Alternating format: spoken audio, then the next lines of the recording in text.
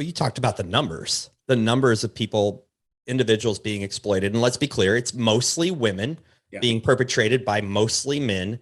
And there are some outliers there. We can't deny that. There are some boys that are trafficked for sure. There are some women who are traffickers. But the majority, the statistics say it's a man issue now. And the women are the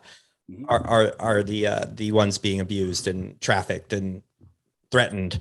So it was really like, look, I managed a treatment home, a group home for kids between 10 and 14 right out of college. I had a degree in psychology and I managed this home, and these kids were what I would say likely the perfect target for sex trafficking for this industry. And likely some of them got into that. They were from broken homes. They had all sorts of past abuse.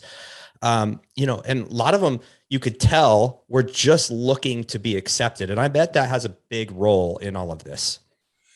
There's a very powerful human need, regardless of the age you are, regardless of what your background is, a desire to need to be loved and to be known and cared for. So these kids that have been denied that early on in their life, and then they got stuck in the foster system to, quote, protect them. And now the first person that comes in and communicates, I love you, I want to care for you, we're going to have a life together, I'm going to protect you. Those are things that child is longing to hear. And so if she's 12 or 22 or 42 or 62, we all want someone to care about us and love us and notice us and be with us and all those things. She just can't tell the difference. And oftentimes it looks really good, and it is really good in the beginning. There's a grooming process, a gradual expanding of boundaries, a gradual sucking in, a gradual isolation from friends and other people that might, see what's going on. And before long, that child and that young woman mostly is in a place, they're not sure how they got there, and they have no idea how to get out.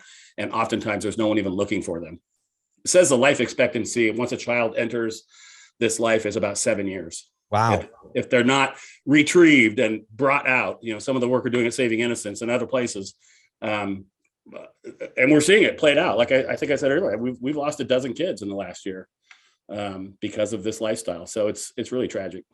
It's very tragic. And I just really want to reiterate the susceptibility of the everyday normal person through social media, which we all know, and we all think we have protections in place.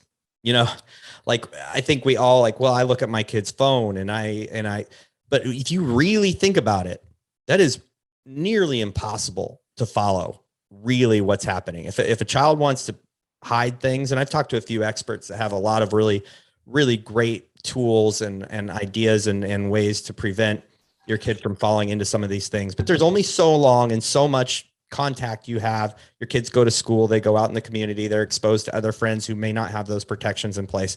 I want it to be very clear that you are men, girl dads, you are not out of risk's way for this happening to your daughter.